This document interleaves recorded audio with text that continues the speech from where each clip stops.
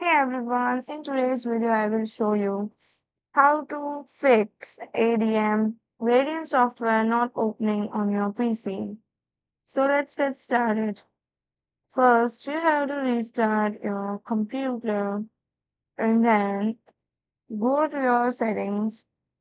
Now, you have to look for the Windows Update option. Open it and look if your window is updated or not.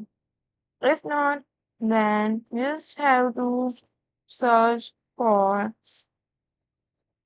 AMD drivers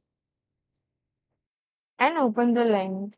Now you just have to download this and try running it as administrator by right clicking the shortcut.